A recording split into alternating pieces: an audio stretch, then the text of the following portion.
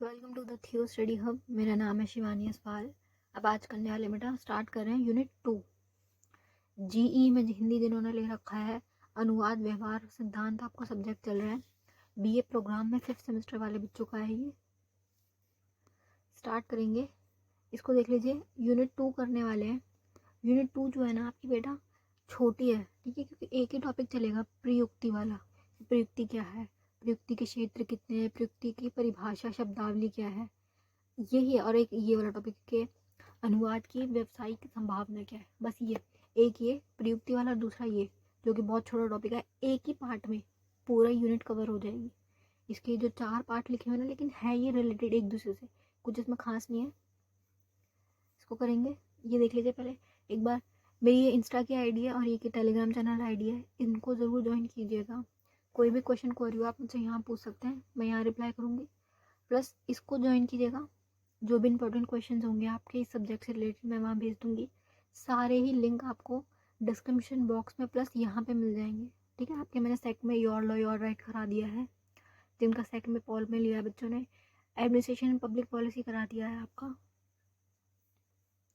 Next आप इसको देखेंगे, भाषा प्रयुक्ति और अनुवाद। अनुवाद आप पूरा कर चुके हैं, इससे पहले यूनिट 1 में अनुवाद पूरा हो चुका है। जिस भी बच्चे ने अगर नहीं देखा तो पहले जाकर लिंक जो है डिस्क्रिप्शन बॉक्स में से निकालो, प्लेलिस्ट का पूरा लिंक है। यूनिट 1 के 2 पार्ट हैं, उसको देखो, अनुवाद पूरा उसमें हुआ है। उसके बाद हम नया टॉपिक स्टार्ट हो रहा है प्रयुक्ति, ठीक है। इसको समझेंगे प्रयुक्ति, और ये इंपॉर्टेंट भी आपके पेपर में पूछा जा सकता है कि प्रयुक्ति क्या होती है, भाषा प्रयुक्ति की विशेषताएं क्या है, ऐसे। किसी विशेष विषय से संबंधित विशेष प्रकार की भाषा को प्रयुक्ति कहा जाता है। इसका मतलब क्या है बेटा, किसी टॉपिक से रिलेटेड जो एक विशेष लैंग्वेज है ना, उसे प्रयुक्ति कहा जा रहा है। जैसे मान लो डॉक्टर्स की ले लो लैंग्वेजेस, है ना, वो हमें नहीं समझ आएंगी क्योंकि वो एक विशेष टॉपिक है। मेडिकल साइंस चल रहा है, उसमें जो वर्ड्स है ना वो उसके ही लिए यूज़ होंगे। वो आम बोलचाल की जो भाषा है, जो हमारा डे टू डे लाइफ है, इसमें वो वाले वर्ड यूज़ नहीं होंगे, वो वही यूज़ होंगे। और इसको क्या कहा जाता है, जैसे वर्क प्लेस हो गए। मान लो तुम मेडिकल शॉप में चले जाओ, वहाँ पे पैरासीटामॉल इतना बड़ा वर्ड हो, पैरासीटामॉल नहीं बोलेंगे, PCM, उसकी शॉर्ट फॉर्म जो है, हर चीज़ की एक शॉर्ट फॉर्म मान लो। एक विशेष जो वो वर्ड बनाएंगे ना, उसको प्रयुक्ति कहा जा रहा है।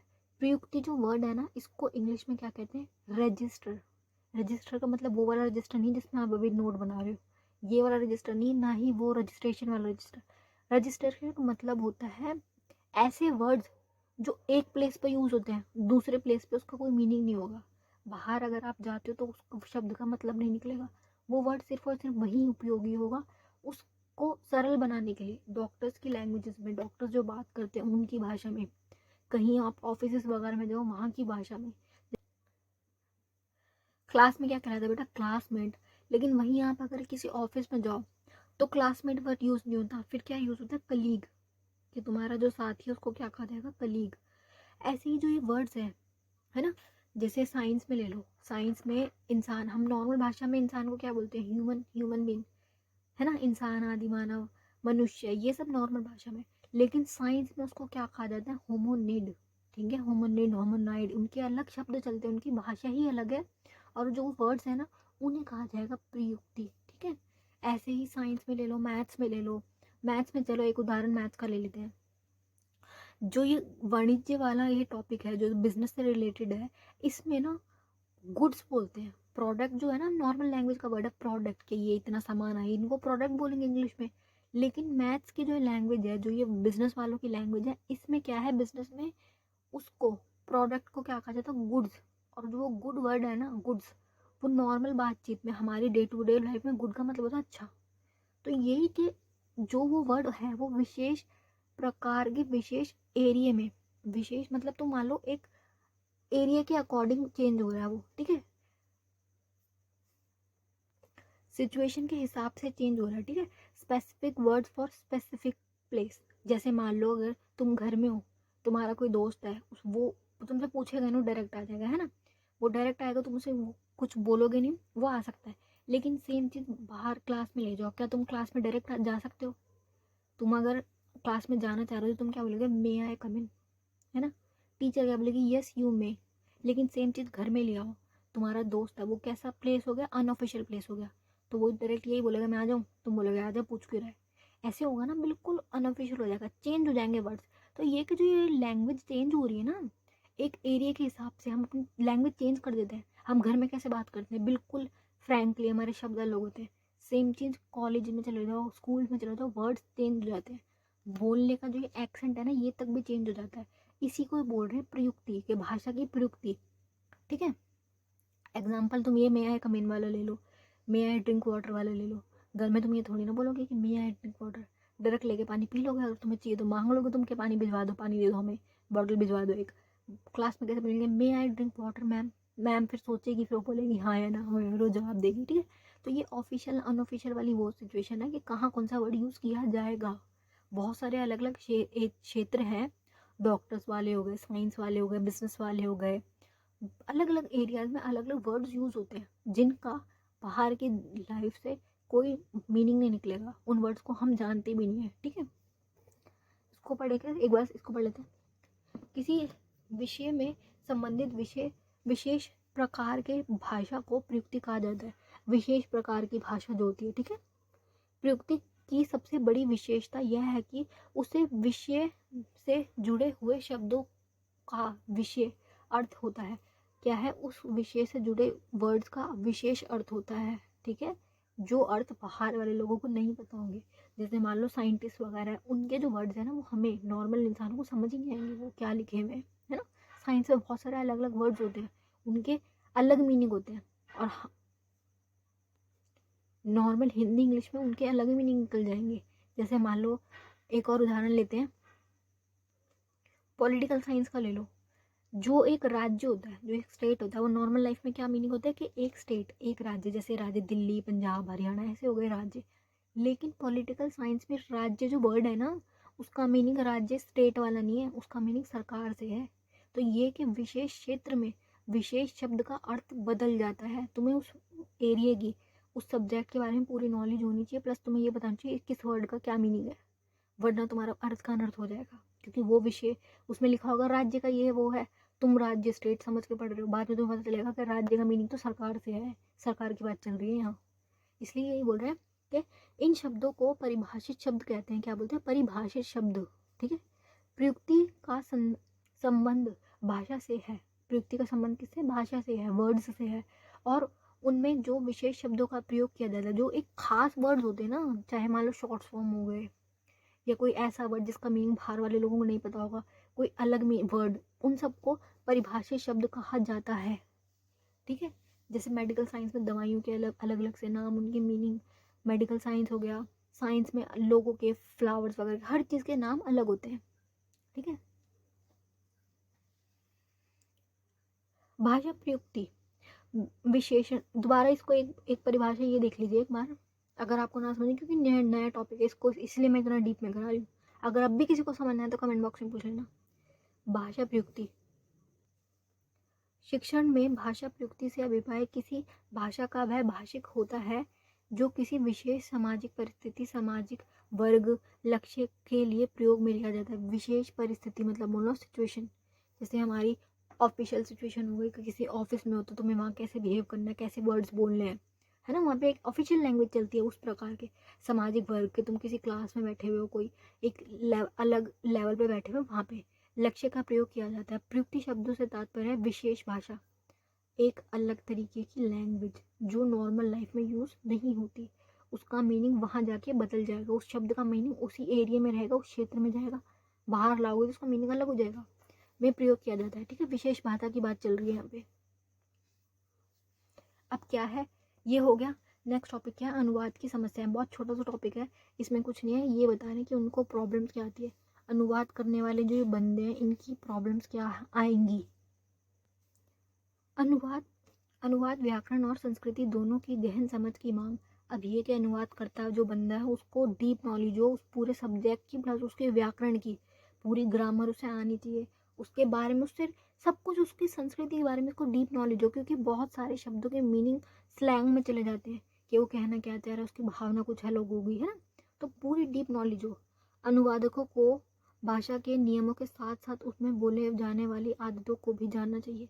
ये नहीं कि तुम सिर्फ बुक के वर्ड्स में जा रहे हो, बुक की मीनिंग पे जा रहे हो, उसके साथ साथ जो उसकी भावना है ना, उसकी जो आदतें हैं उनको भी तुम्हें पता होना चाहिए, A to Z नॉलेज होनी चाहिए। जैसे मान लो हिंदी है, जो लोग इंडिया में रह रहे हैं उनको हिंदी अच्छे से आती होगी क्योंकि वो हिंदी हर वक्त बोल रहे हैं, है ना। कोई बाहर का बंदा आके हिंदी पढ़ ले, फिर उसको ट्रांसलेट करना चाहे, उसे नहीं आएगी समझ। क्यों? क्योंकि वो कभी रहा नहीं है ना। हम लोग यहाँ रह रहे हैं, हम हिंदी बोल रहे हैं, तो हमें हिंदी की एक एक जड़ पता है। हम कर सकते हैं हिंदी अच्छे से ट्रांसलेट, बाहर वाला बंदा सीख के भी नहीं कर पाएगा क्योंकि उसने कभी जिया नहीं ना ये पूरे दिन में जो हिंदी बोली जा रही है वो उसको पता ही नहीं है। स्लैंग क्या चल रहे हैं, बच्चे आपस में कैसे बात करते हैं, वो सब उसे पता ही नहीं होगा। और यहाँ तक कि सबसे अनुभवी पेशेवरों के लिए भी भ्रम और हताशा परिचित भावनाएं हैं। मतलब ये कि तुम कितने डीप वाले हो, लेकिन बहुत सारी इसमें दिक्कतें आती हैं। नेक्स्ट क्या है? अनुवाद करते समय अनुवादक के सामने भी यह एक बड़ी चुनौती होती है कि अनुवाद करते समय भाषा विशेष की वाक्य संरचना का ध्यान रखा जाए, साथ साथ भाषा को अपनी सामाजिक संरचना में ध्यान रखा जाए। वाक्य क्या बनता जा रहा है उसको देखना है तुम्हें। तुम अगर वर्ड्स को ट्रांसलेट करते जा रहे हो, ये ना हो कि एंड में जाके सेंटेंस का मीनिंग ही कुछ निकल गया। ठीक है, तुम्हें पूरे वाक्य का ध्यान रखते हुए चलना है। चिंतन का विषय, ठीक है, उसको सोचना पड़ रहा है कि अनुवाद करते समय भाषा के लिए मानक व स्थानीय रूप से किसी रूप से ध्यान रखने की किस प्रकार एवं रचना के साथ न्याय करे। मतलब ये कि जो भी तुम ट्रांसलेट कर रहे हो उसको कुछ गलत पोर्ट्रे मत कर देना, एंड में कुछ उसका अलग गलत ना निकल जाए, उसके साथ न्याय होना चाहिए। न्याय मतलब जो था वो उसको एज इट इज़ प्रेजेंट करो।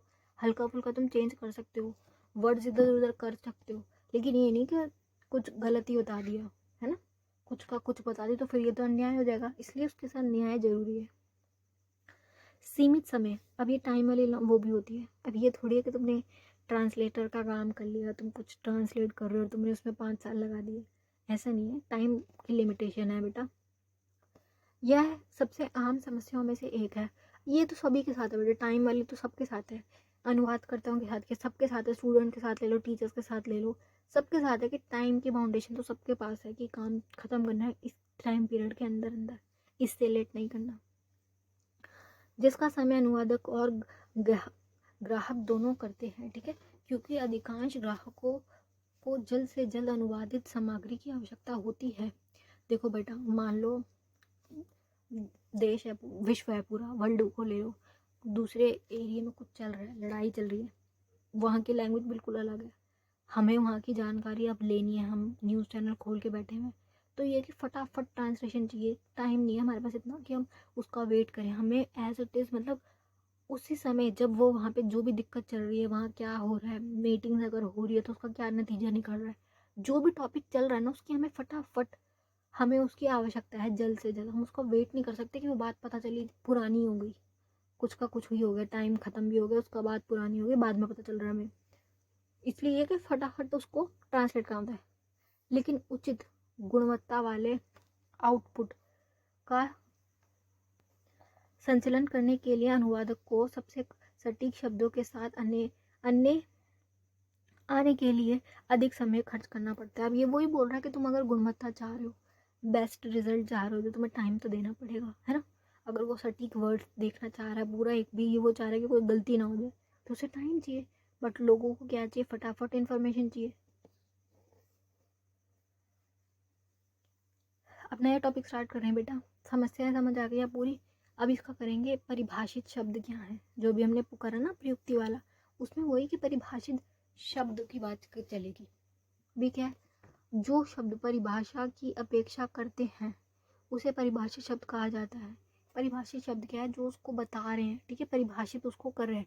विशेष वर्ड जो नॉर्मल लाइफ में यूज नहीं होते, जो भी हमने प्रयुक्ति वाला टॉपिक किया था ना, वही आ रहा है इसमें। ऐसे वर्ड जो सिर्फ उसी क्षेत्र में उपयोग होते हैं, कोई उससे रिलेटेड विशेष अर्थ के होते हों, ठीक है। दूसरे शब्दों में परिभाषित शब्द प्रायः सामान्य अर्थ से भिन्न किसी विशेष अर्थ को व्यक्त करते हैं। सामान्य अर्थ से भिन्न होते हैं वो। जैसे गुड वाला ले लो, गुड में हमारा क्या निकल रहा है? एक तो मीठा खाने वाला गुड़ निकल रहा है हमारा हिंदी में, कि गुड़ तो मीठा खाने वाला होता है। इंग्लिश में गुड़ का मतलब क्या निकल रहा है? अच्छा, वेरी गुड वाला अच्छा। लेकिन बिजनेस वालों की लैंग्वेज में गुड का मतलब है प्रोडक्ट। वो प्रोडक्ट नहीं लिखते, वो गुड्स लिखते हैं कि इतने गुड्स आए, इतने गुड्स बिक गए, है ना। अब यही चीज़ अगर मान लो गुड को तुम इंग्लिश में ट्रांसलेट करो तो उसका अच्छा निकल रहा है, हिंदी में करो तो वो निकल रहा खाने वाला गुड, तो खुद सोचो कितना डिफरेंस आ रहा है।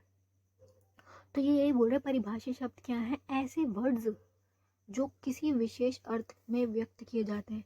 जैसे गुड वाला एक एग्जांपल लिख लो, उदाहरण में आप पेपर में उदाहरण लिखोगे तो ये जरूर लिखना। दूसरा वो एक होमोनिड होमोनाइड वाला लिख देना। दूसरा ये मेडिकल साइंस में जो इतनी बड़ी बड़ी दवाइयों के नाम, तो उसके स्पेसिफिक छोटे नाम।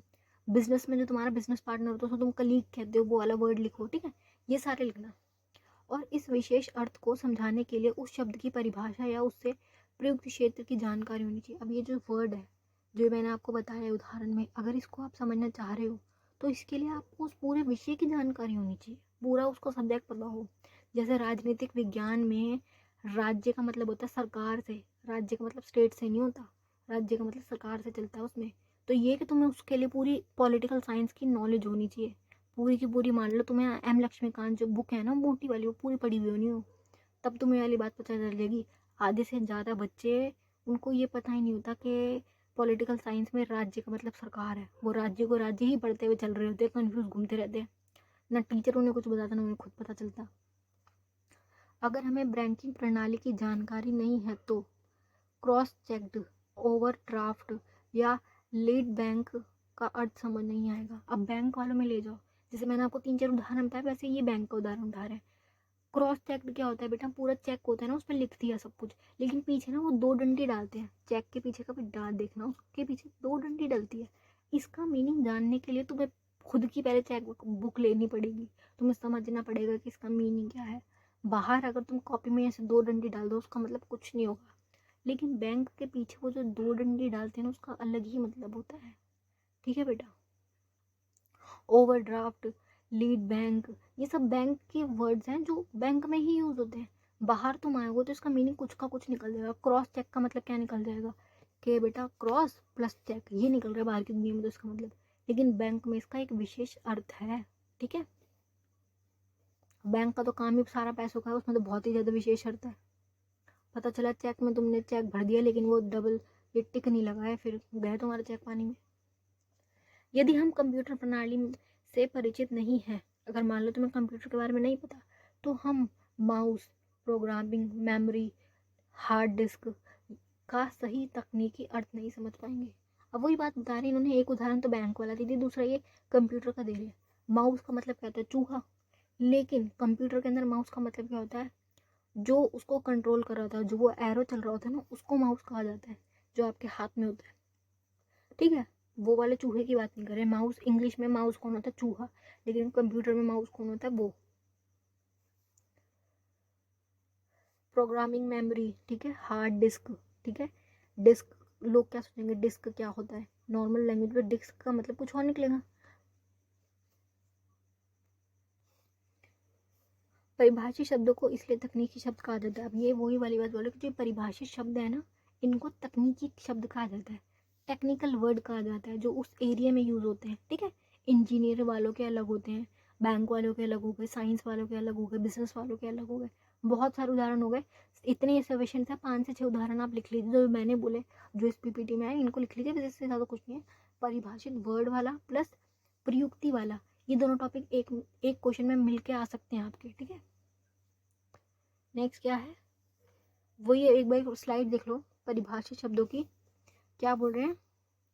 ऐसे शब्दों को कहा जाता है जो सामान्य व्यवहार और भाषा के शब्द ना होकर, सामान्य नहीं होते, नॉर्मल नहीं होते, ये है ना। जैसे माउस वाला मैंने अभी बताया, नॉर्मल नहीं है, उसका क्या है, भौतिक, रासायनिक, प्राणी विज्ञान, दर्शन, गणित, इंजीनियरिंग, विधि, वाणिज्य, अर्थव्यवस्था, मनोविज्ञान, भूगोल आदि ज्ञान व्याधि, ये सारे एरिया बता रहे हैं। इन सब में विभिन्न क्षेत्रों में विशेष शब्द होते हैं, इनके अलग अलग वर्ड्स होते हैं। मैथ्स का ले लो, चाहे मैथ्स में क्या चलता है, घन, घनाभ, त्रिभुज, त्रिअंग, पता नहीं उसमें बहुत ही डिफिकल्ट वर्ड्स चलते हैं, ज्योमेट्री वगैरह के, वो वर्ड्स नॉर्मल लाइफ में तो यूज नहीं होते, प्लस उनके बाहर आके तो कोई मतलब ही नहीं निकलेंगे। घन, घनाभ, उसका तो मीनिंग ही नहीं निकलेगा कि क्या किसकी क्या टॉपिक चल रहा है, लेकिन मैथ्स में उसके विशेष अर्थ है ना, मैथ्स में उसके अलग नाम है, उसकी अलग चीजें हैं, और जिनके अर्थ सीमा सुनिश्चित और परिभाषित होते हैं, सिर्फ उसी एरिया में वो काम के होते हैं, बाहर आके उसके मीनिंग चेंज हो जाएंगे, उसका कोई मतलब नहीं रहेगा। अब ये क्या है, अनुवाद के रोजगार की संभावना क्या है? ये बेटा बहुत छोटा सा क्वेश्चन है, इसमें कोई मतलब ऐसे नहीं है पेपर में आने की संभावना, बट पढ़ लो अगर शॉर्ट नोट में आ जाए तो, अगर दिया सिलेबस में तो पढ़। अनुवाद से देखो बेटा रोजगार की क्या संभावना है, व्यवसायिक संभावना क्या है कि तुम अनुवाद करता बन जाओगे, यही है, इससे ज़्यादा क्या ही करोगे। तो इसमें यही है कि रोजगार से उभरने के लिए अनुवादन कार्य द्वारा आजीविका का लाभ आज वर्तमान समय में अति उपयोगी है, बहुत इंपॉर्टेंट है। पढ़े लिखे युवा रोजगार के अवसर तलाशते हैं, ऐसे ही अवसरों में से एक अनुवाद कार्य है, ट्रांसलेटर की जॉब, कि तुम्हें दोनों नॉलेज तुम्हें पूरी आनी चाहिए। लोग करते हैं ना, पूरा एक कोर्स करते हैं दूसरी लैंग्वेज का, जापानीज लैंग्वेज हो गई, अरबिक हो गई, फ्रांस वाली होगी, फ्रेंच लैंग्वेज हो गई, वो सब पूरा पढ़ते हैं, फिर क्या करते हैं वो इसका ट्रांसलेटर का काम कर सकते हैं, क्योंकि हिंदी उन्हें आती है, सेकंड लैंग्वेज उन्होंने सीख ली, फिर वो इन 2 लैंग्वेजेस में ट्रांसलेशन का काम करना स्टार्ट कर देंगे। इसमें युवाओं के लिए आजीविका का उपयोग के रूप से अनुवादन का को महत्व संभव है। ठीक है, ये बोल रहे हैं कि इसमें ट्रांसलेटर की जॉब कर सकते हो आप। व्यवसाय में अंतर्राष्ट्रीय लेन देन, अब देखो अंतर्राष्ट्रीय हाई लेवल पे इंटरनेशनल लेन देन में सटीक अनुवाद की आवश्यकता है। जो तुम किसी मान लो दूसरी कंट्री के लोगों से कर रहे हो तुम व्यापार, उनकी भाषा अलग है, तुम्हारी अलग है, तो तुम्हें ना एकदम सटीक परफेक्ट अनुवाद करता चाहिए, जो छोटी छोटी त्रुटियों को परिणाम स्वरूप महत्वपूर्ण, त्रुटि का होता है बेटा एरर, कि मतलब छोटी छोटी चीज़ों को भी देख ले वो, ऐसा कुछ ना हो कि कुछ गलत हो गया तुमसे। ठीक है, वित्तीय व कानूनी परिणाम हो सके, वित्तीय मतलब पैसों से रिलेटेड प्लस कानूनी सब कुछ लीगल चीज़ों को देख सके। गलत अनुवाद से गलत फहमियाँ, देरी, विवाद और यहाँ तक कि मुकदमेबाजी भी हो जाते हैं। मान लो उन्होंने कुछ बोला, उन्होंने अपनी लैंग्वेज में कुछ बोला, अनुवाद करता हुआ कुछ समझ ही नहीं आया, उसकी मतलब उस लैंग्वेज पे इतनी अच्छी पकड़ नहीं थी, उसने कुछ बता दिया, बाद में वो तो गया अनुवाद करता पैसे लेके अपने, लेकिन बाद में उनकी भिड़ जाएगी कि बात तो इतने पैसों की हुई थी, इतने पैसे कैसे ले सकते हो, फिर वही कि मुकदमेबाजी, विवाद, लड़ाई झगड़ा हो सकता है, क्योंकि जो बीच में ट्रांसलेटर आया वो गलत काम करके चला गया, जो व्यवसायिक रिश्तों को नुकसान पहुंचा सकता है। ऑब्वियसली अगर लड़ाई होगी तो रिश्ता तो गया, पहुंचा सकती है, प्रतिष्ठा को नुकसान पहुंचा सकता है, कि उनको ये लगेगा ये झूठ बोल रहे हैं, उन्हें लगेगा वो झूठ बोल रहे हैं, गलती किसकी कहलाएगी, जिसने गलत ट्रांसलेटर बुलाया है ना। तो ये इसीलिए बोला कि बहुत इंपॉर्टेंट है। चलिए बेटा यूनिट 2 पूरी कंप्लीट हो चुकी है, किसी को अभी भी कुछ ना समझ आए तो आप मुझसे पूछ सकते हैं कमेंट बॉक्स में। बाकी best of luck for your exam, link सारे ही डिस्क्रिप्शन बॉक्स में, एक बार उन्हें देख लीजिएगा। बाकी को वीडियो अच्छी लगी हो तो ज़रूर लाइक कमेंट शेयर कीजिएगा। Best of luck for your exam.